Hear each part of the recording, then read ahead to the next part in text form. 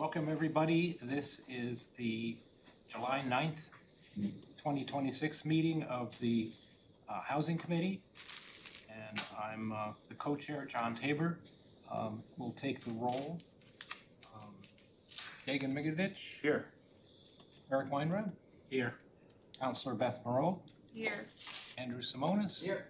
Ollie Shag. Here. Angus McDonald. Here. Byron Maddow is not here with us. Eric Anderson. Here. Mary Loan cannot make it, but she did give us some thoughts, which I think staff shared with you. And we have Zoom attendees. Let's see. There's on. Okay.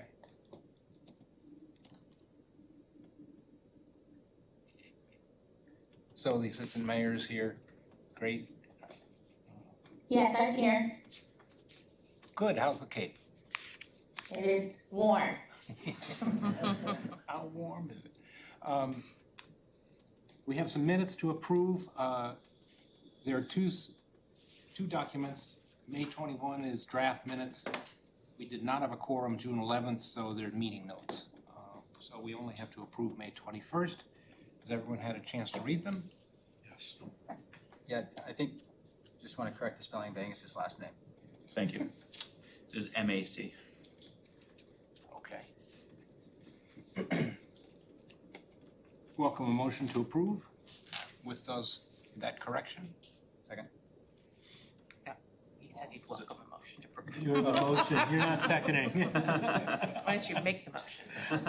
I motion to accept the May 11, 2026 draft minutes. Second. Okay. All in favor? Aye. Great. So our work tonight is to review a draft housing action plan, which is exciting. I think, I don't know about all of you, I feel like this is starting to come together. Before we dive into that, we have a pretty good collection of public comment. I'll ask the committee, do you want public comment up front before we deliberate? Okay, that seems like a consensus. We'll need to make a motion to move that item up. Okay, all in favor? Aye. Okay, public comment.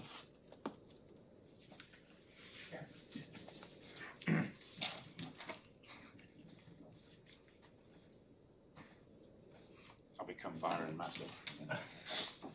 Gerald Duffy, 428 Pleasant Street.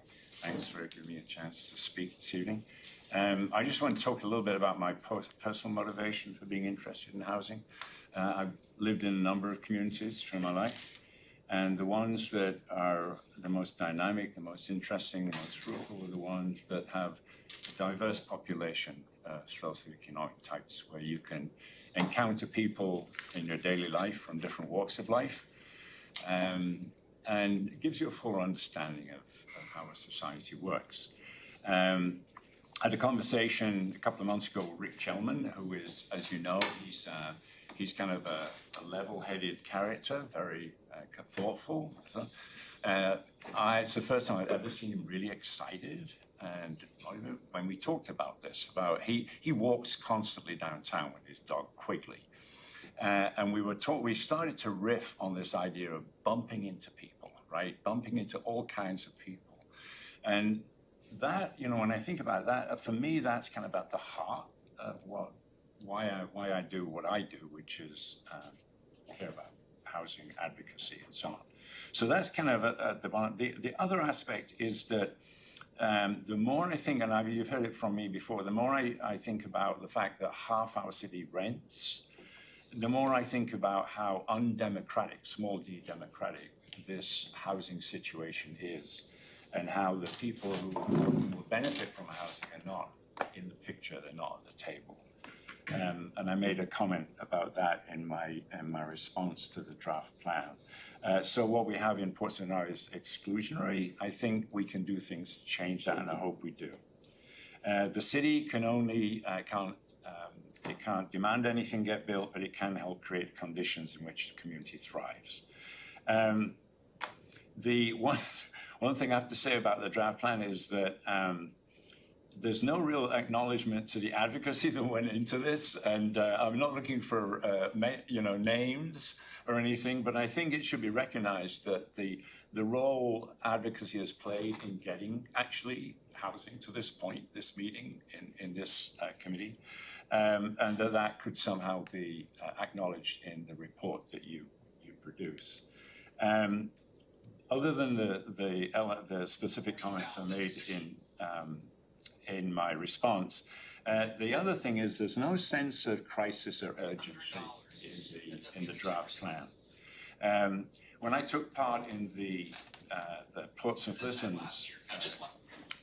Listens group meetings a couple of years ago, the thing that the drumbeat that came out of that was urgency and action. And I know that every council candidate that spoke at the Housing Forum back in October agreed it was a crisis. I know the two Peters agree housing is a crisis because I asked you guys directly at one point and you both said yes. So that I think should be reflected in that's a reality and it should be reflected in whatever report you produce. And then there's no mention of the thing we need most, which is truly affordable, apparently affordable workforce housing, like the poster child we have just down the street, down Court Street, which is a wonderful example of how workforce housing should work. As far as I could see in the report, there was no real reference to that kind of housing. It's the bigger ask making these large non-profit development work, complicated capital stacks involved. But I think what the committee could recommend is that certain city sites be identified and moved on. So in general, I think I'd like to see the committee's recommendations push the envelope a bit and not be cautious. There's plenty of discussion coming on in the future with the council discussion, planning board, and then finally legal to discuss some of these more controversial ideas. But I hope you are bold, and I hope you challenge the status quo. And thanks so much for all your work during this last couple of months. And thank you, Chair. Others, public commenters? There are two on Zoom. Anyone on Zoom like to make a comment, public comment? Raise your hand.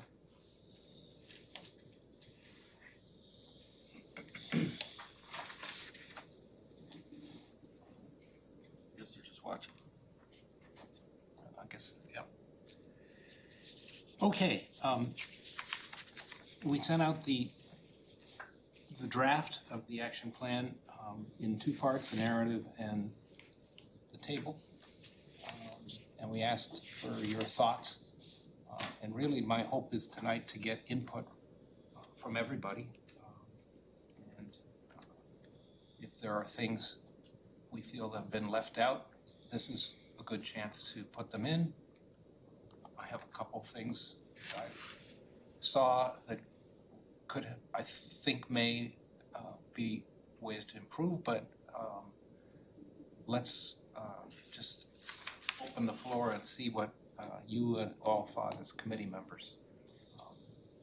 How are we doing? Where can we improve? What are your ideas and thoughts?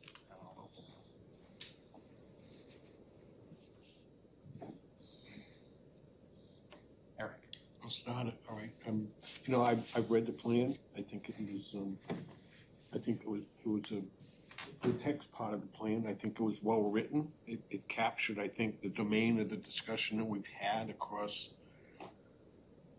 all housing sectors. But I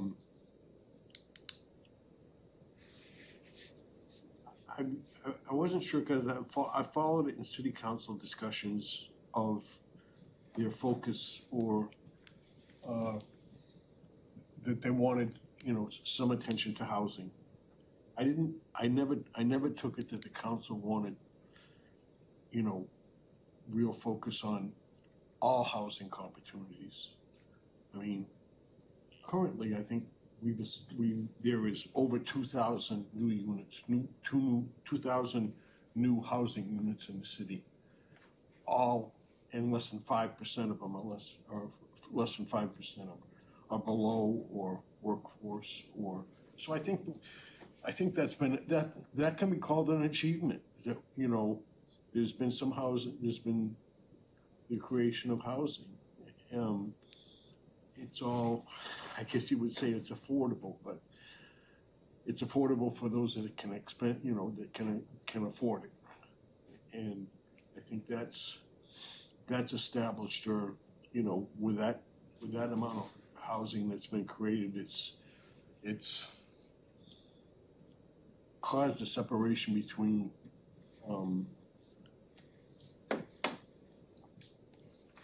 middle or work, you know, the middle,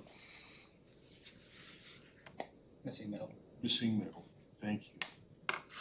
And in workforce, which is, I think it's been well identified that that is not being attended to within the city. And it's not by design, it's just by a variety of reasons that I thought this committee would take and put some focus into that. But it appears that in the report, it's trying to capture all aspects of housing. And that wasn't my expectation of the committee. And so I don't know what we can do to improve it, you know, or refine this to really make that a bold statement out of the report. I think it's important to bring that separation or establish that separation in some type of discussion, some type of report. We've got to do a better job. We've done a fairly good job with creating housing, but it's not the type of housing that's going to, you know, account for the missing middle, for workforce, which I think is, you know, I'll be redundant. I think it's important. I watched I'm sorry that I didn't attend the last meeting, but I didn't watch it. So, and I watched the committee. It wasn't like it was a struggle, but it was like, there's been so much discussion around 79E. And I'm not sure that we fully understand the scope of 79E or what we can do to get the best out of it for what our needs are. And I know it's a priority in the action plan, but I hope there is some, whatever develops out of 79E in the city of Portsmouth, I hope it doesn't benefit developers who don't contribute. We don't have any intention to contribute to, you know, less than market rate housing. I couldn't support that in any way. That they potentially could get a, you know, some type of tax incentive or tax break for creating more market rate, or, I mean, the spectrum of describing it, whether it's above market rate, below market rate, that hasn't really been defined to some, you know, to some extent, or affordable, what's affordable, not affordable. I don't think that, I think that has to be a component of whatever comes out of the committee to say, you know, this is where we've had the discussion of what we think is the best for the city. I'll stop here right now and see what everybody else has to say. Thank you. Thank you, Eric. Andrew? How'd you know?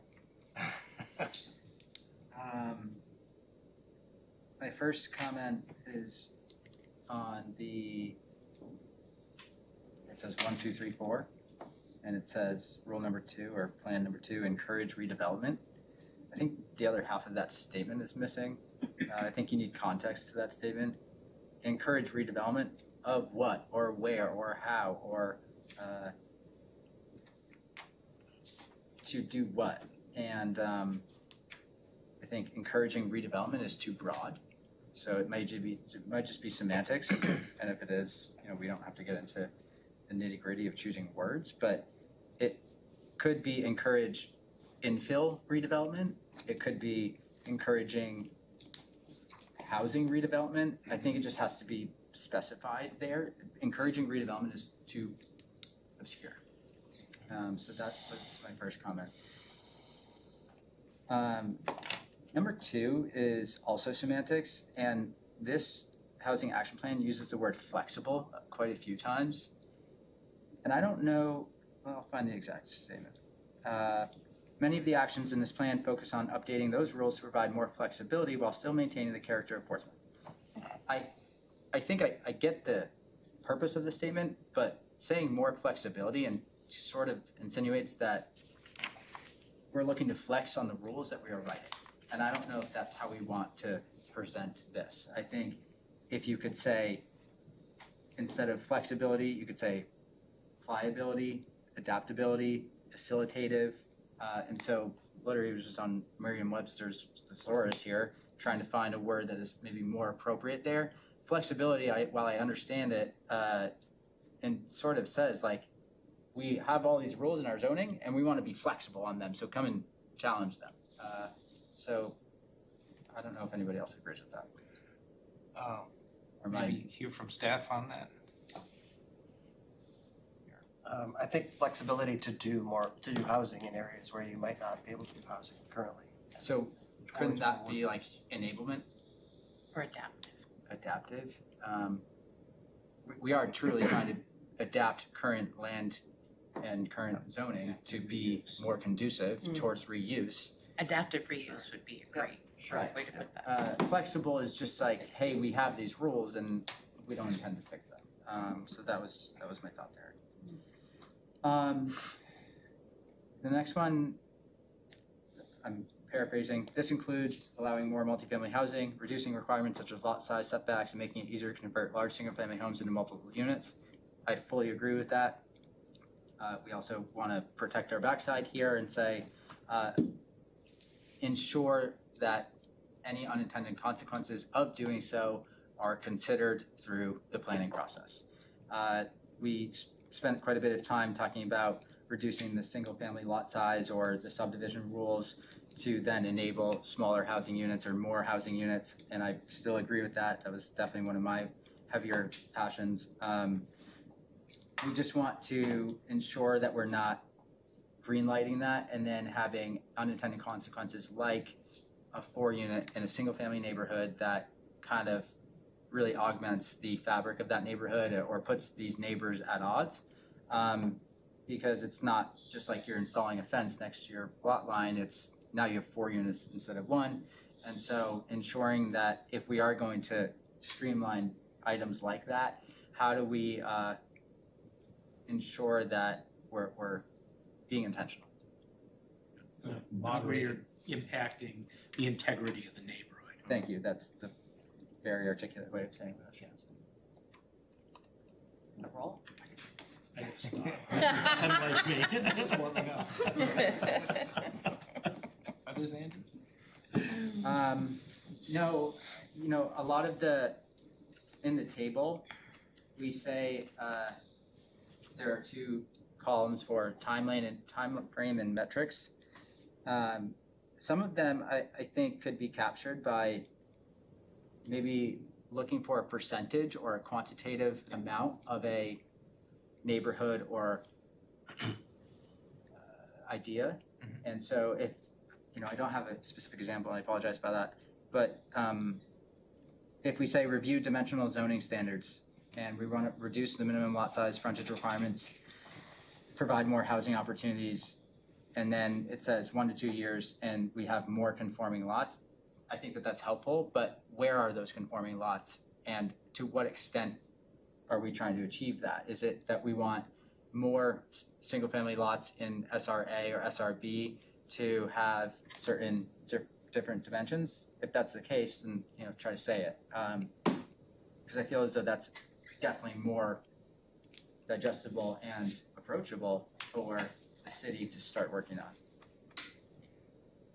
Does all of that make sense? Can I rephrase Yes. that in any way? Yeah, David. Yeah, I mean, I do think that, you look at the time frame on when we're trying to accomplish the priorities listed here. And I think within that time frame is where some of this discussion is going to be sussed out. So I agree with you. I think we do need to add some metrics, some goals, some numbers. I mean, when we first formed this committee, we set a goal of 500 units. And if I recall correctly, that was based off of, a study that had come out that said we would need, 1,000 or 2,000 units in 10 years? So maybe that can be adopted into the language as like a set goal. But I think, when we have these action items, they're almost like Russian nesting dolls, where it's like you have your item and within it there are multiple other items that should need to be addressed, and we need to make certain that we're keeping our eye on the ball so that they are. But I think like getting so far in the weeds from previous experience in this committee, like sometimes we can get lost. And so while I think it's good to be good stewards and to pinpoint places where we need further definition, given that, there's only a few of these that are 0 to 6 months, most of them are 1 to 2 years, I think in that time frame we're going to be able to suss out these things. And then also, Eric, to address some of your concerns, we do have a definition for affordability. It is 30% of your income spent on housing. And it's one of the last priority action items, but it's RSA 674, 58 through 61. We're trying to adopt and strengthen local workforce housing ordinance to be consistent with that. And in that RSA, there is the HUD definition where it's 30% of your income. I think we discussed that in previous sessions. Yes. Well, I mean, I just get confused when you say we haven't adopted an actual definition for that. I guess I'm under the impression that we are using that as the definition. Maybe that needs to be more present in the action plan and not buried within some of the priority items. But as far as I'm reading this, that's the underlying number that we're using. What that means within a city like Portsmouth changes for a lot of different people. 60% of your median income in Portsmouth is a lot more than it would be in Rochester. But I guess the other thing that I wanted to say is that I do think that this is an example. One of the things that was important to me when we were going through the entire master list was the bucket that Jerry and Progress Portsmouth has identified as like education and education and outreach. And I think this is a good example of a starter pack for education and outreach, where the public can get this action plan, and even, if they're not familiar with all the legalese or the zoning terms, this at least lays out what's been done, what's happening. We could use some more context, but then again, like after 500 words, most people are checked out anyway. So I just want to say this is a good step in the right direction. While that's not something that I think should be listed on the priority items, I think it's incredibly important to keep that top of mind as we move through this process, so that the general public has an understanding of what we've done, what we're doing, where we're going, and it's presented to them in digestible format. And I just wanted to speak to flexibility versus adaptive reuse. Where we want to go is to remove barriers to housing. And to me, that's, we've got setbacks and lot geometry and lots of, maybe too many classifications of residential probably, all of which create barriers and all of which throw things into the ZBA. So to me, it's how do we rework the zoning so adding more housing or adaptively reusing housing for a little more density is as much as possible by right. And that's the goal, it seems to me. Andrew. To respond to that, I agree, and obviously the intent, and I understand the intent of the word flexibility. I think I get apprehensive around just the statement removing barriers towards housing or towards development. And not because I think, you know, this crazy bad actor developer is gonna come in and try to manipulate or take advantage, but more so because we still live in Portsmouth and we have very unique parcels and very challenging pieces of land that have weird setbacks, and no two are the same. And so, yes, obviously the intent is to remove barriers, but also to, as Dagan said, to be good stewards of it and to ensure that we as a whole, or the city or the planning department, has the ability to be good stewards to it based on the rules that we're setting. My last comment that I was going to make, but to dovetail off of you, was to improve the readability or digestibility of our zoning ordinance. You know, I see John Shagnon here, I see John Shagnon here and Mr. Weiner, obviously, but It's kind of like a priesthood, you know?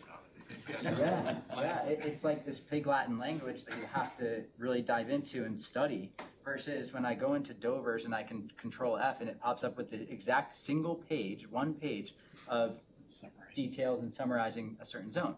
So I think Peter Stitz probably just like winced at that whole statement, but Oh, I was gonna raise my hand.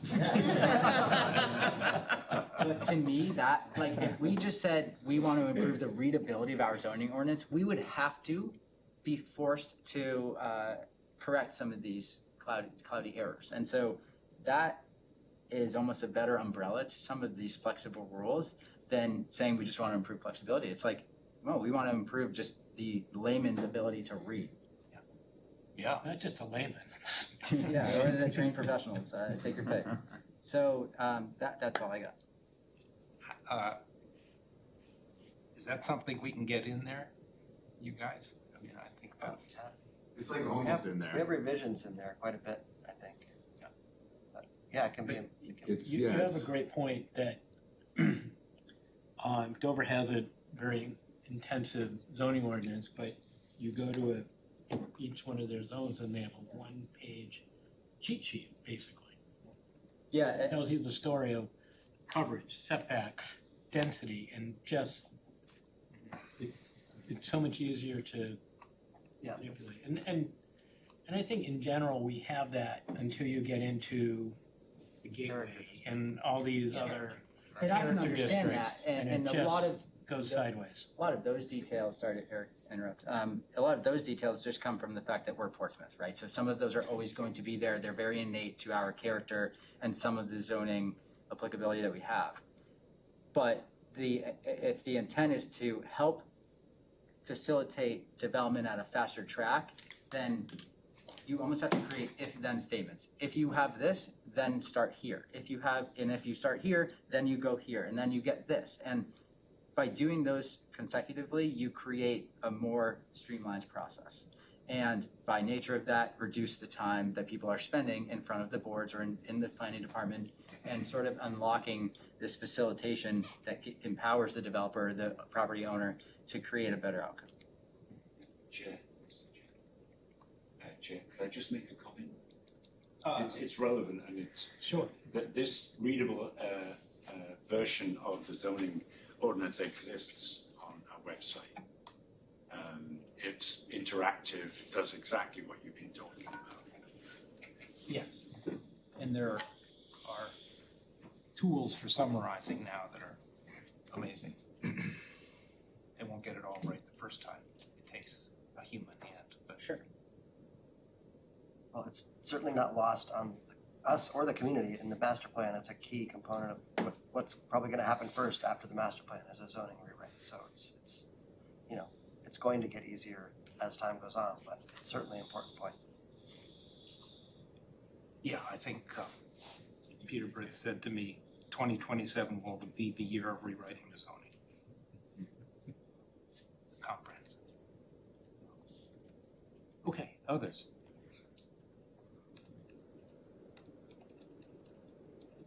Eric? I didn't dive in enough. I didn't get a chance. I did have a question on the like sort of accountability after the fact, right? So like, my question is, you know, obviously there's a lot of deliberation before this, but after the council adopts, what does that look like for the implementation? Good question. I think some of the things, like the 0 to 6 month items, this committee could start working on. Mhm. Yeah. A lot of the zoning stuff, that's 1 to 2 years, that's really gonna come after the master plan. Plan on hiring a consultant to assist with that rewrite of the zoning. And I think these timeframes are for whenever that task starts, that task is gonna take that amount of time. So, you know, the parties responsible as listed. We as the housing committee have to be the spark plug that, for example, gets some RSA 79E drafting going. We can add, I mean, this, you know, wanting to get feedback from you all, if you wanna add more, you know, accountability, we can add housing committee in a lot of these. Or adjust the timeframes. I guess knowing too, like where we can be most effective. Some of the stuff seems out of our hands, but there are other line items here that, you know, we're not gonna, I mean, maybe we can help to simplify and update the form-based code, but that would take the coven, who is familiar with the language, to be able to do so. You know, are we capable of championing to whatever is necessary to preserve the existing below market rate housing? To me, that's more, I don't know where our time is best spent, but I do know that I want us to be focused and intentional. You know, expedience is an important component of like making certain that this crisis doesn't explode into a disaster. But if we're running down the wrong track in the wrong direction, we're not gonna get to the end result. Yeah. You know, I look at something like the housing trust fund, and that's a place where we can start using both education and outreach to make certain that developers are aware and maybe start getting some money coming in that we can then use. You know, something like Jerry has pushed us to identify city parcels that can be used. Yes, we can go back to that. Or maybe it's more a better use of our time to identify the general business zones or office research parcels that are going to be appealing to a developer that we can then immediately action. Yes. Where are opportunities with the existing land that we've got? Yeah, like, and then on the other side of it, like, what are we just gonna be butting our heads against a brick wall? Andrew? Mr. Anderson has his hand. Oh.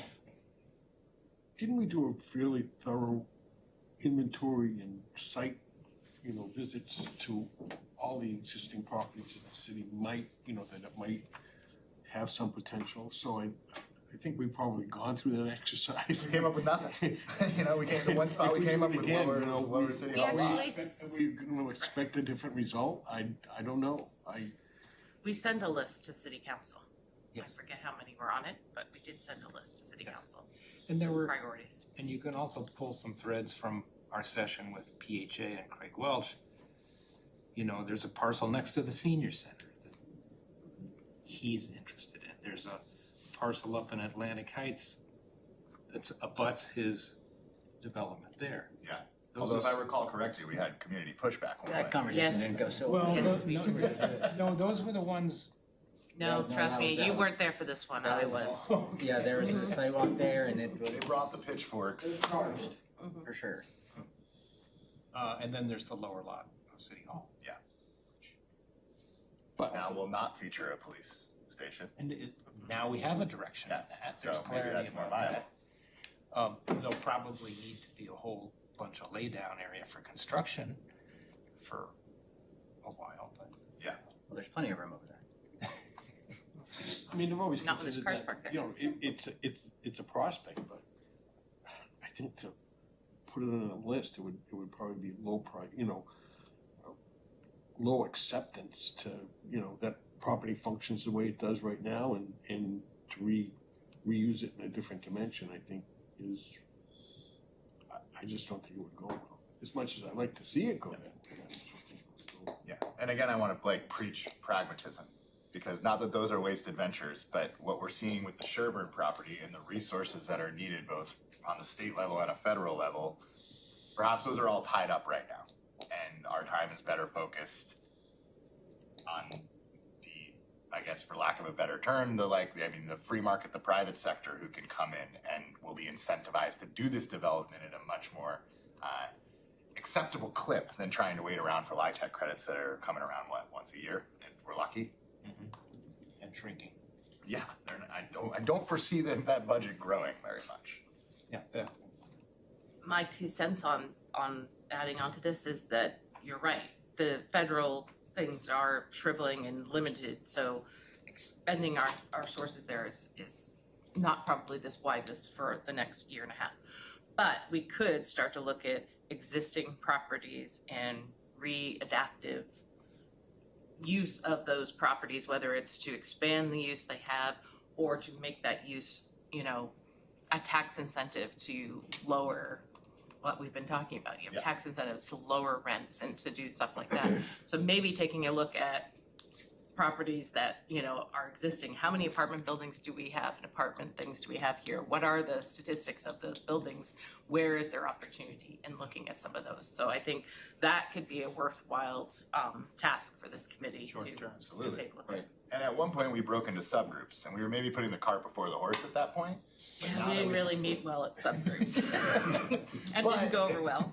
But maybe this is a time where we have these forked directions that we can pursue, and there are people on this committee who are better suited to pursuing one lane, whereas others can pursue another. Right. And then we're coming together with, 3 times the work done for a committee of 13.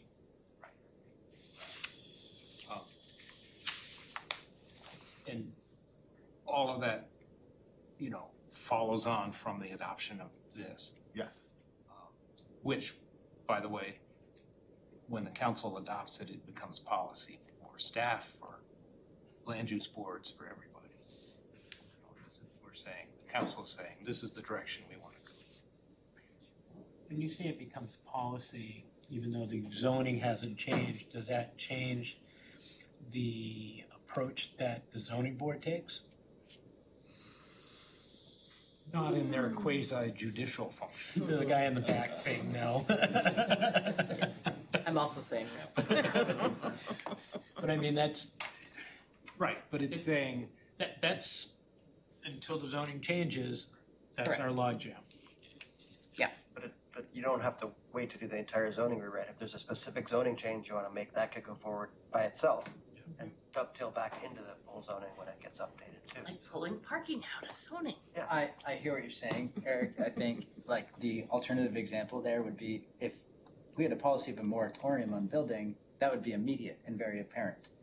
Contrarily, if we just say that there's a policy on more housing units, that doesn't really take effect as quickly as the opposite. So is that sort of what you're Yeah. So it's not as though, this gets passed at city council and then the next day the ZBA gets a memo that says, hey, we're looking for housing units. Like, yeah, of course.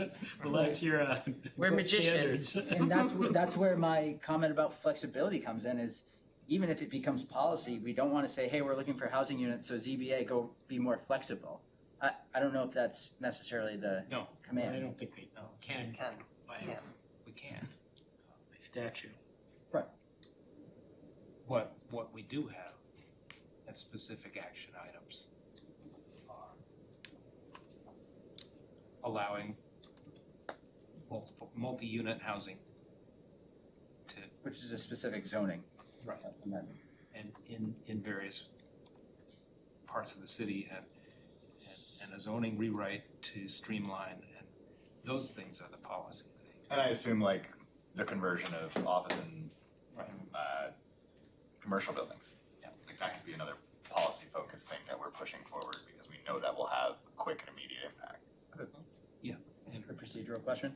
Does this chart go to the planning board?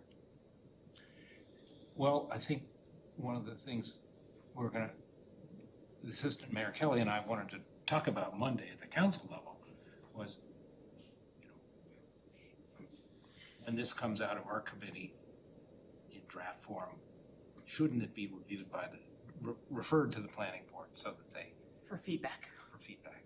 Is that going to happen? I would lean in that direction personally. That would be good. I think it's important because they're gonna be part of the process of the Doing some of rezoning these. and implementation, so I think it's important to have their feedback. It certainly has my vote to move in that direction. Okay, I just didn't know, I don't know if we had covered. I don't think we had outright talked about it, but we've put planning, down here several times as being the people in Right. charge of that, so we really should get their feedback on, Mhm.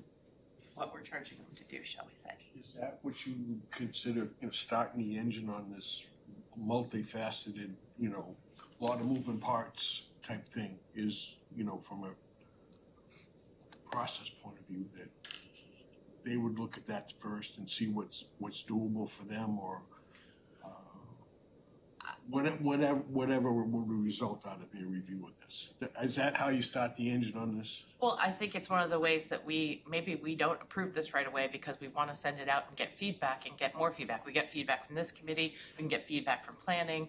We'll have a discussion on Monday as to who else we feel like should give us feedback in this, because we want all of the land use boards to have a buy-in to this, because we want all of them working on at least Yeah. some part of it. So So delaying Well said. the start isn't really, delaying the process. No. It's just refining it. exactly.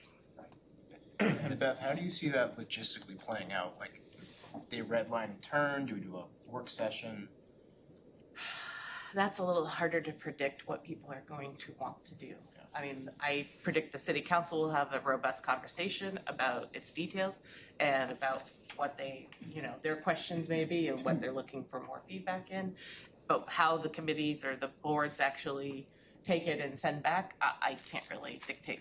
That'll be the decision of the membership. Probably a work session. I don't want to put words into anyone's Yeah, mouth. it's sitting like that. Yeah. And remember that the original motion to have a housing action plan had 2 public hearings. So there's that step that we have to do. Is it on the agenda? I haven't had a chance to look at it sorry, I haven't had a chance to look at the agenda yet, so. So if it's on that for a public hearing, it still has to come back for another public hearing. So during that time, we can get feedback. Right. And we didn't put down a sample motion because we didn't know how tonight would go. We had to submit Wednesday, so. I would like to see the council just have that another deliberative discussion of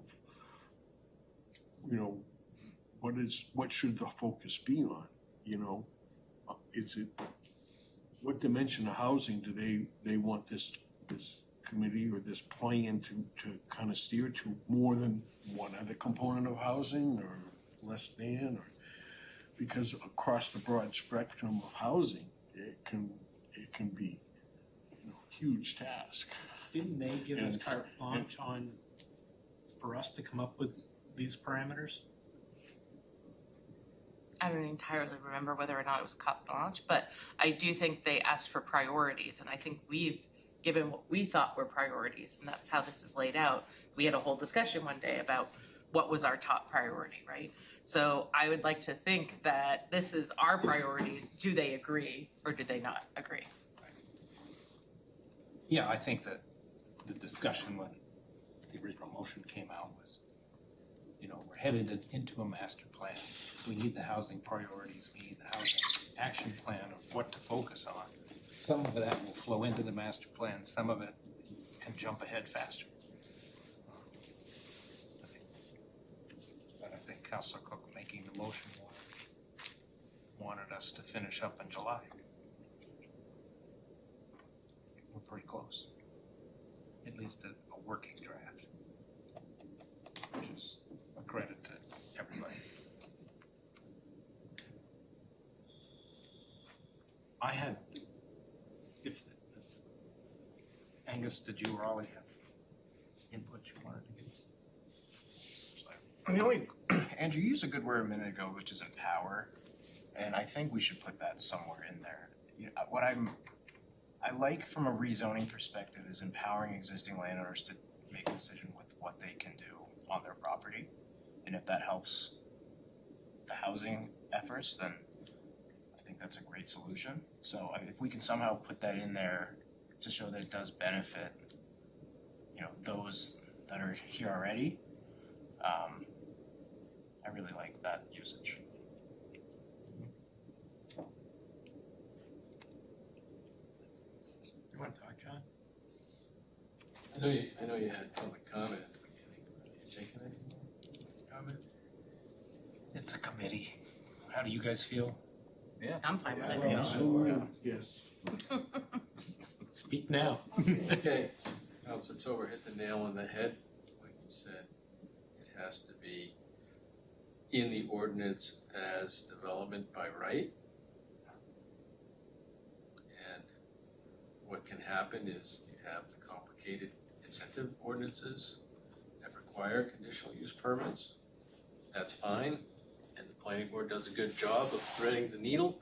But because it's a conditional use permit and it's open to interpretation, the threat of lawsuit has shut down all of the projects that might have occurred because of the threat of lawsuit from the neighbors. It doesn't matter where you put it, the neighbors are against it if you're talking about affordable housing. So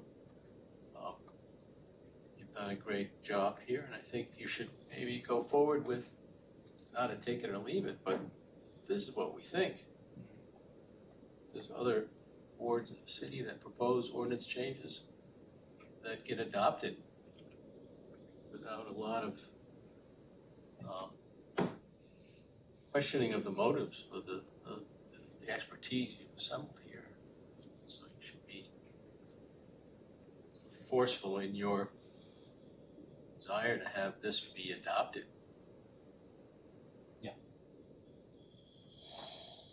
Are we bold enough? You should be. And then there was a section on first time home buyer. I think it was education for home buyers and whatnot, and that has happened in the past. I don't know if it's still going on, but It's very underutilized. Very underutilized, I agree. Almost impossible to utilize based on how it's currently written. what's that? At this point, the way it's written, it's almost impossible. It's like an archaic sort of provision or whatever. It doesn't offer much assistance at this point in time. Yeah. Hampshire Housing offers more. Yeah. John, can we Yeah, there's just- private enterprise that has been doing that for years too in the city, but the Economic Development Department used to run one, I think. Sorry. Oh, can we just get your name for the record? Sure, John Shagan. Yeah, that's. Of course. You don't know John Shack? I did have two things. One that didn't make it on, but was on our master items list, was just something that I think about as a hypothetical, is the PT10, which is the housing utilization and market structure monitoring.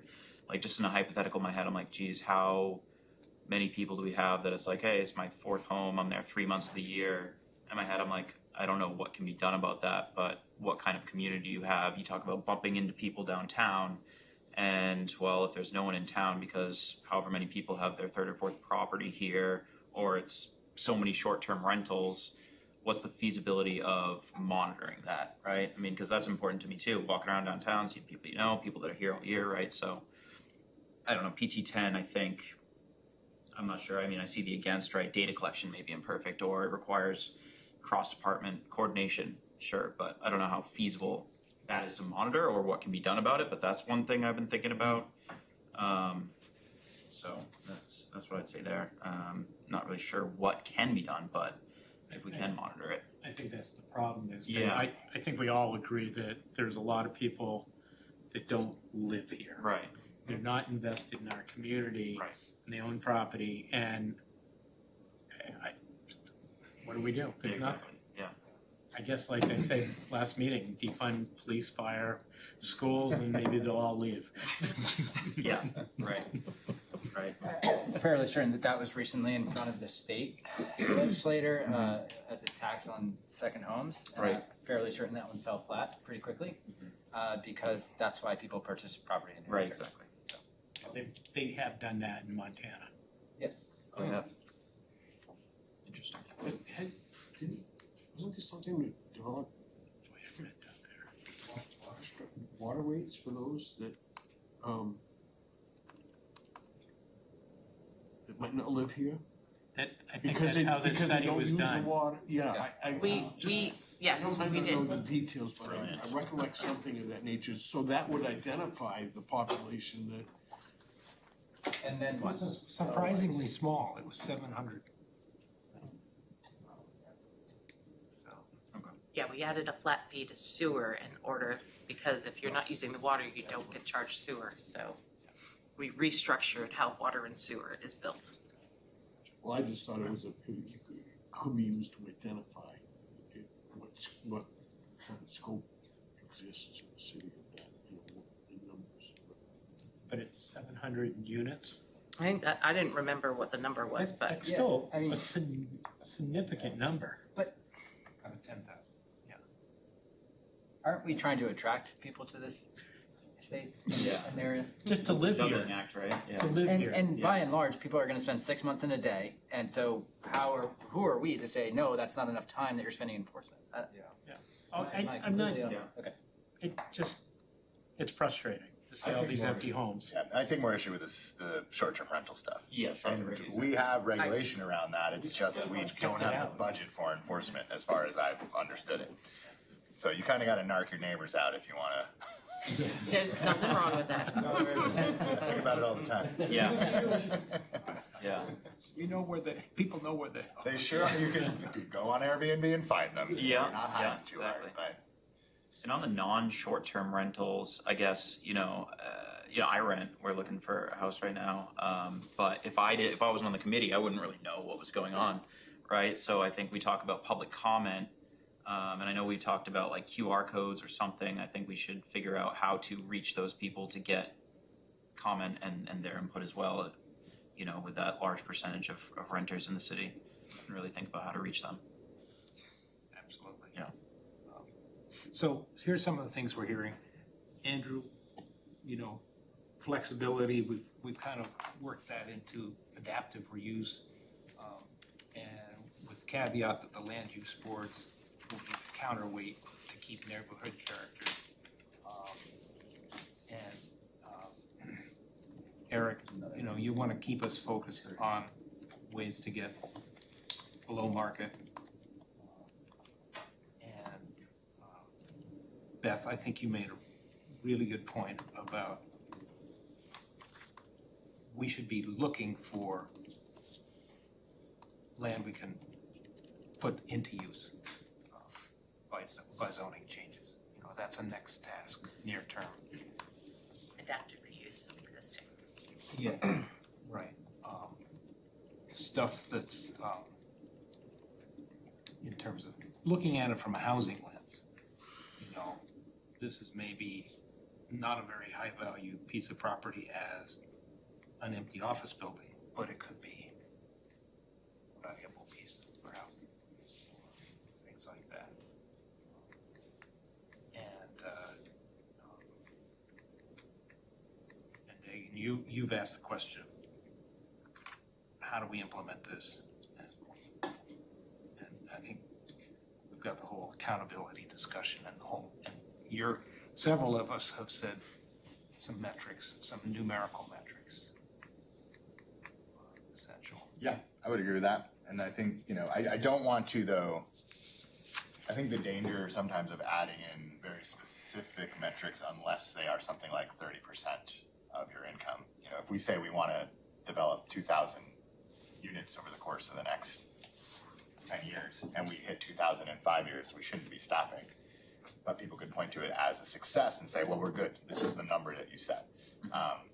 So I think being intentional about the metrics that we use, not just putting them in there as a number, we a well-vetted number, but I think that would be beneficial for the HAP plan. I also think perfection is the enemy of good, and personally, I like a lot of what we have here, and I think it's time to move it forward.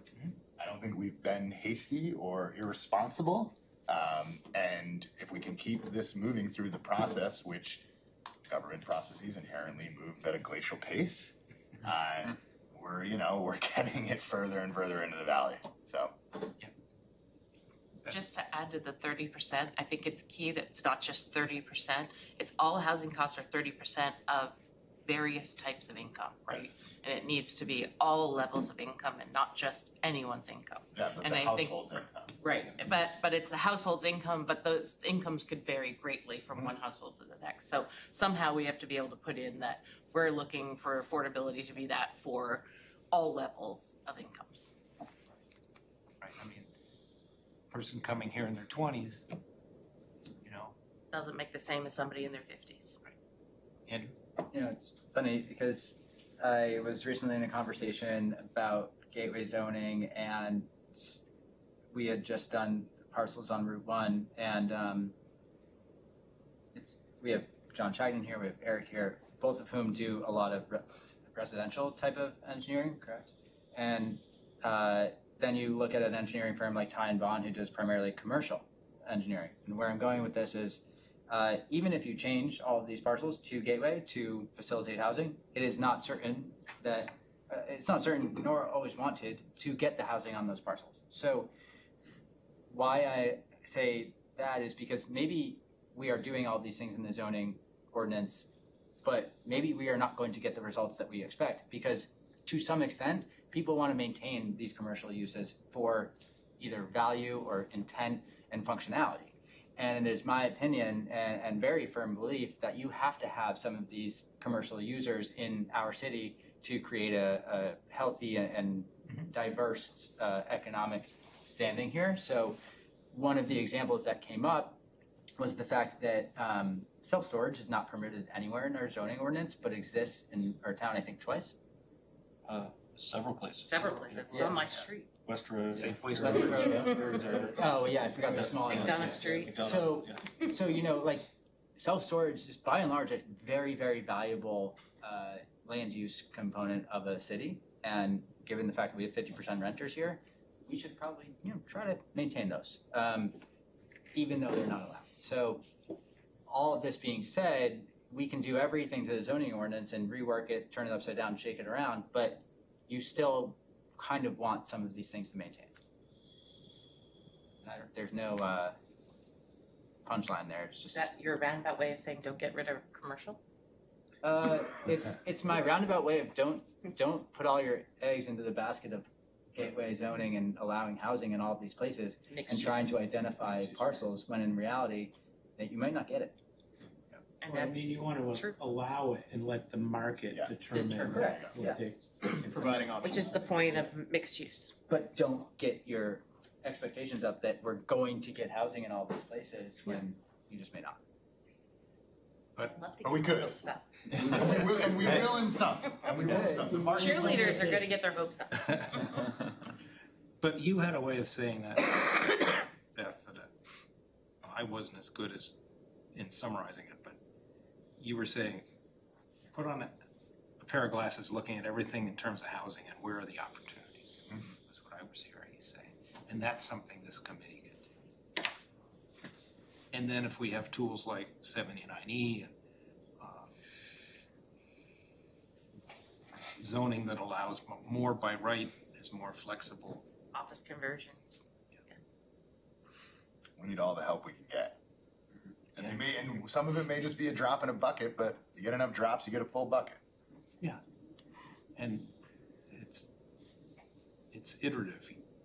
We learn how to do something, we repeat it. Yeah, on your comment of 79E, it was just my observation, maybe I got it wrong from the discussions that took place at the last meeting, but we don't really, do we have a real good handle of all the prospects that 79E could be used? I mean, or is there not flexibility that we can tailor those benefits of 79E into what we're trying to accomplish here? It seems, it's a tool of priority.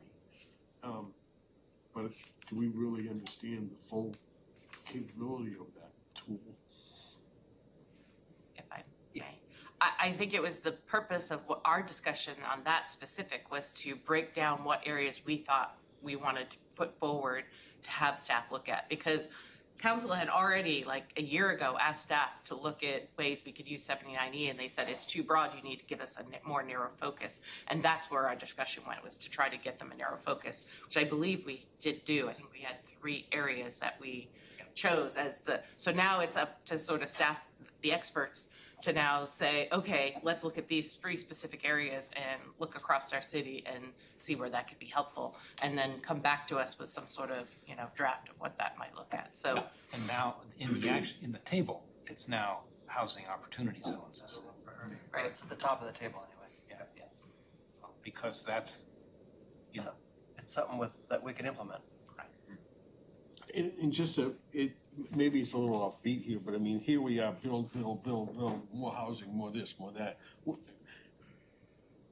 Who's responsible? Well, the responsibility to make sure that this is synchronized with our infrastructure of some, is, I think, an important topic. At least, not to ignore, but to to recognize, to make sure that we don't, DPW. Well, it's tech. Right, and I'm as a housing focused person, I'm gonna push back a little on that. We actually have diminishing sewer usage because our big industrial customers are using less. Red Hook's gone, Lonza's cut way back. And the sewer separation project. And the sewer separation project. Right. So we have lots of sewer capacity, we have lots of water capacity, we have plenty of school capacity in both high school. I mean, some elementary schools are a little crowded, but overall, between the 3, There's room. we've got capacity. So I think a lot of people say, oh, it's gonna drive more capital spending on water and sewer and schools, and no, it's not. I mean, we used to be a city of 31,000 people. Right, we had 2,500 people at the high school, Pease was full of housing and, there's capacity. And I'm not, I guess I'm pushing back on that because I think it's often what we hear in the community from those who don't want to see more housing. I just brought it forward is just to make sure that, our efforts are synchronized against, what our infrastructure can support. So that's all. If there's a capacity there, then put it in 3rd gear and get going. Come on, let's go for 5th gear.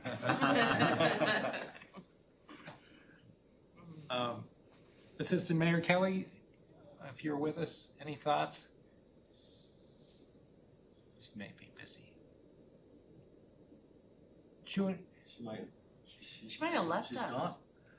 She had to go to dinner. Clear she doesn't love us anymore. She might be moving chairs across the street still, I saw her the other day. Yes, that's right. Move is done, yes. She's got a lot of things going. Yeah. Okay. Peter Stiffen, Peter Fritz, you had some items that you thought we could remove. You want to speak to those? Well, number 6, we kind of reworded. Is this, we do, the council does waive fees.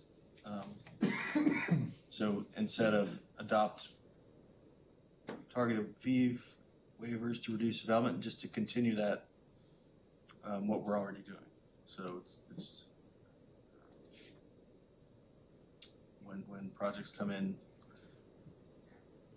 like Sherburne had some fees waived, and I think the 1035 Lafayette had fees waived, so. Christchurch did as well. So continue that process. And Court Street, we did. Right.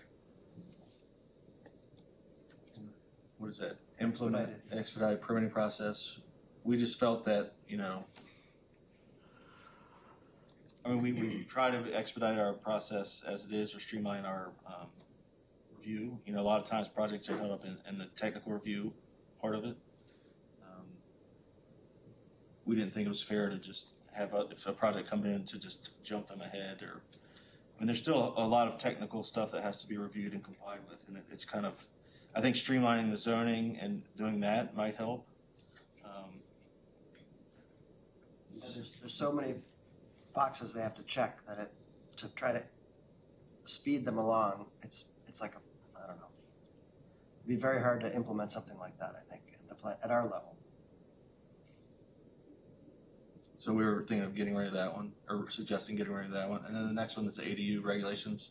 I think that was put in before the state, before we adopted or amended our ordinance to comply with the state, so. Which is already changed, Which is so it's already kind of already done. It's already done, so check that off. We've already accomplished something. I was gonna say, should we leave it on so we can check it out? That's right. It always feels good. Correct. But we wanted to show you all that, that's what, instead of just removing them before presenting it to you. That's what we're thinking. I had two things. One, I think hand in hand with the things we're doing to make more density by right and changing the zoning.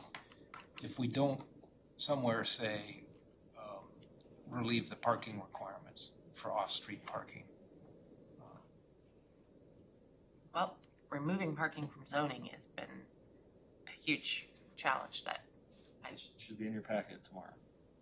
which we're gonna be looking at really soon. I've been asking for years. But that's for projects larger than 8 units? 3 units and up. 3 units, Whatever okay. requires site plan review. Whatever requires site plan review, 3 units and up, so only 1 and 2 units would still be in ordinance. Is that sufficient? I mean, somebody wants to go from 1 to 3 or 1 to 2? But the state also Not really. changed the requirements on parking too, didn't they? You can't require more than one per dwelling unit. Right. And we've already made that change in the zoning ordinance. Right, so right now, if you have a single family, you're only required 1. If you have a duplex, you're only required 2. So that's already been changed. And then by changing 3 units and above and putting it into site plan review, that makes that much more streamlined and a lot more, I know you don't like the word, flexible for the planning board. To be able to look at it and let the market, well, because different neighborhoods require different parking. And so you want to be able to look at it based off of where this project's located and not based off of, just what the zoning says. So it there then becomes part of CUP? Site plan review. Site plan. And so right now we have a CUP for if you want to have less than the required parking. And so the way we've structured it, it's going to be a waiver. The planning board can grant a waiver. I see. To site plan. But they still have to kind of demonstrate and do like a parking demand analysis. Yeah. But that will just be incorporated in the site review process. I see. And if they demonstrate that we only need this many parking spaces. Yep. So we can let market determine versus zoning. So that, Peter, is why we didn't have call out any specific parking element of these. Because it was too far down the road to do it, to add it to this, I think. By the time this is implemented, we'll be reviewing it. Right. Okay. That and, I still have always been an advocate for any city property we can put into use for housing. But it sounds like I'm the only one who wants to use the city lot. I just think with everything we're doing to this building, using that lower lot right now would be It's pretty just far so off. It's pretty far off because how many years are we working on this building? I just don't think it's feasible in the whole thing. It's just not. It would just add too much cost to this. It would add too much cost to what's going on here and it wouldn't give the flexibility for parking when they're gonna need it as they're doing the construction and I Right. I think that's a decade later. For those of you who don't know, we'll talk about this Monday. We're having a work session Monday at 6 o'clock if you'd like to tune in. It's a 9-phase project over 7 to 8 years. That's why it's a decade away. But out of it, you'd get You did. a renovated police station and a much better city hall and a single point of service when you walk in the building, things like that. You won't have to walk down a hallway to get to the tax collector. It's very Right. exciting, I loved it. Yes, and you won't have multiple lines and everybody hearing what the Mhm. other side Like, of the which hall side do is. you go on? But it has to be approved. So, okay. You're just used to it. But I agree with Deglin, Dagan We're so used to I'm Deglin. kind of in the power chair. We're not used to seeing Dagan, we're seeing Deglin sitting in that chair. Just need a gavel. You just need a Hey, gavel. listen, it's not the first time nor will be the last. I thought with a name like Dagan, I could move anywhere and be safe, but Portsmouth, New Hampshire. Yeah, keep getting mistaken for the mayor. I agree with Dagan that, you know, let's not let the perfect be the enemy of the good, and we've got something pretty good here, and let's move it along. I agree as well. There are other checks and balances for us too. Andrew, I promise it's the last thing, but I just thought of it again. it's all good. In MapGeo, it's really nice to have the zoning labels and the color coded aspect. Is there an opportunity to say that I only want to look at municipal parcels and then highlight only municipal parcels and then? Not unless we made in the themes, if we made each, you'd have to make the. Each theme a on each click off. district. You'd have to have a theme per district, yeah. I mean, If doable, it'd be a pain. It'd be kind of a bitch to do, is what I'm getting. Yeah, it sounds like it. Sort by, what? Do you sort by owner? Yeah. So we talked about passing it along, what does that look like as a next step? Well, I think there's some, tonight we've talked about some ways to make this a little stronger. Mhm. Some quantitative Mhm. goals. And some refinements in the language. Right. But, you know, I think we're pretty close. Yeah. And then we'll see what the council thinks, but I think Joanna and I, Assistant Mayor Kelly and I were thinking, let's refer it to the planning board for their input. Mhm. And then we've got the public hearings. Right. And the public hearings could potentially really try to get outreach from renters.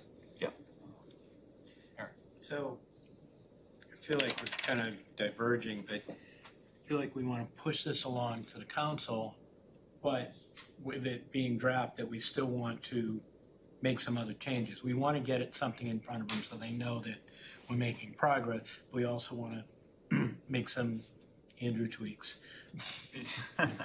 Yeah, we can get it back and keep iterating, but Yeah. there's no reason they can't look at Does it, that yeah. make sense? That we can do both? Yeah. It's just that they won't vote on it then, they're just gonna look at it. Well, we're not going to Right. anyways, Oh, you're just. because we're having recommending two public hearings Right, on we're it, still having hearings, yeah. it. Got it, so we have another month. Mhm. But I think it would do us all good to, Push it. Get some more input, see where they're at, yeah. We could send it with a motion, for example, that this is where we're at, we have a few more tweaks, but please, send it out. Review it, give us feedback, and, you might get some more from us in another month. Right, and then in doing our tweaks, we have some more comments, we can work them in, yeah.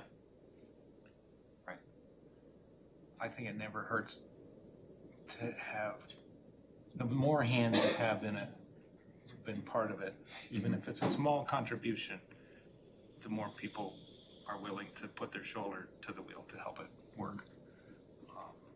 That's the planning board and that's citizens who come and speak to us. I guess we as a group probably have to decide whether or not we agree with staff on the ones to take out. That would be one of the things that I think we would have to have a discussion on. We could do that now. I thought we were pretty much. We're in agreement with ADUs for sure. Yeah. Mhm. I'm on the. I just don't think we talked much more than the ADUs, so. I like the rewrite of the waivers, because it's just what we're doing. Number 6. Yep, number 6. Number 7, I guess, is really the only one we didn't really give any feedback on.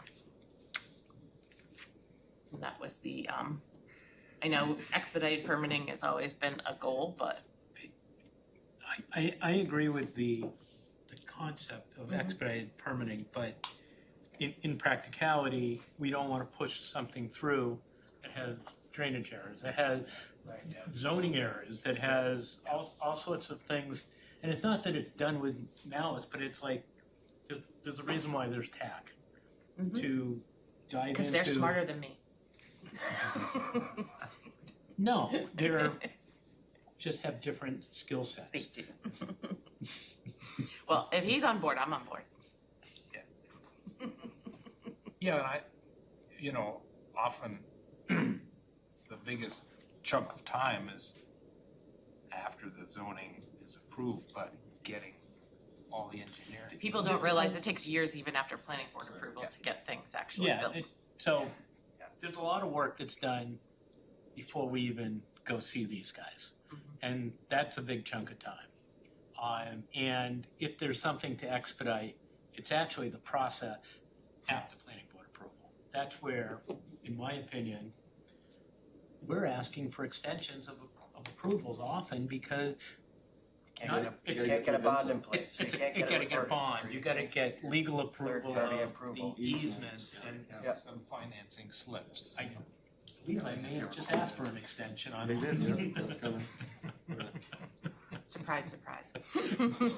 So I mean, that's where I think we could find a way to shortcut the process, because it's painful for all. It's painful for you guys, it's painful for us, and it's clearly painful and expensive for the developer. All right, I guess we're all on board. I just wanted to make sure we had a good discussion about it. Yeah, so we can strike those and let them go forward as edited. All right. Well, we've got a working document. And our motion could be something to the tune of, let's move it forward as amended and discussed for feedback from city council. Seconded.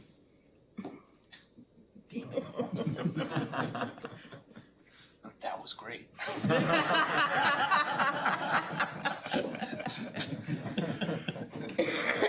We're not moving forward with our full recommendation, but we'd like their feedback. And then so they can that's get a- planning board feedback, and then we'll really get them a Yeah. final product. Yeah, I think that part of that is making sure that it gets to the other committees. Yep. So that motion's on the floor. All in favor? Aye. Opposed? Great. Okay. Unanimous. Do we need to have more public comment or what? Look at that, Isaac is closing Just up. have one more Almost subject. dead anyway. Correct. Yes. Yeah, Yes, at my house. I mean, I expressed my thoughts at the city council meeting, but I just wanted to know whether this committee has any opinion on the fact that, the housing trust fund is, it's not a lot of money, it's not chump change, but it's not a lot of money to do a lot of things with. And the council made a decision to expend $69,000 on a $65,000 on a study for live work. Live work.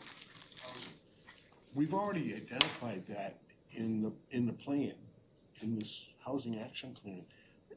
I think any one of us could write a conclusion to that subject, to say it's needed. And I don't know why an expenditure of, again, 65,000 is not chump change again, but I think we can all predict what the conclusion of that study is gonna reveal. So I was just concerned if anybody else had any thoughts about it, because we've identified it in our plan, in this plan, that the Housing Trust Fund is gonna play a part somewhere along the line to help with the housing that we've identified. So I don't know if anybody else has an opinion. I know I was concerned about that. Just because it came up quick, but there you go. There's my comment. Yeah. My remembrance, and staff can help me if I remember wrong, but I believe the specific company that is doing this specific study was actually going to give us ways of actually looking at our zoning and how to create an artist possible zoning district and like looking at our specific city and giving us specific recommendations. So, but it was specifically around live workspaces, something that has been really called out in our arts and cultural plan. Is that what it's called? Yeah. But I believe that was the case. I don't know if anybody else has anything further about that they remember, but that's what I remember when they were talking about it.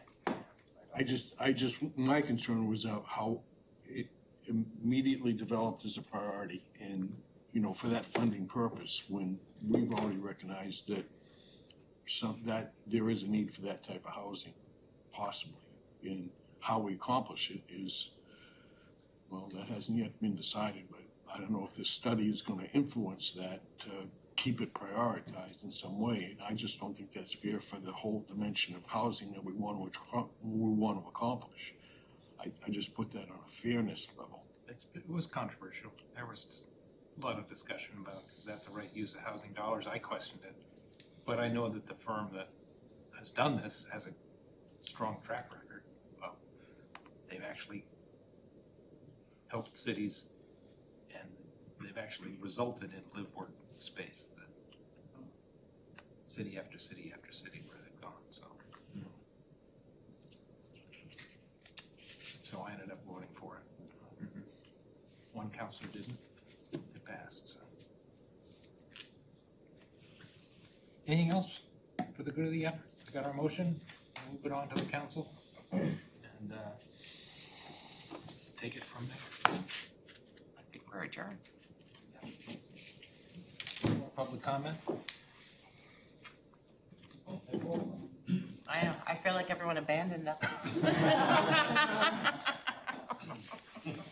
Select.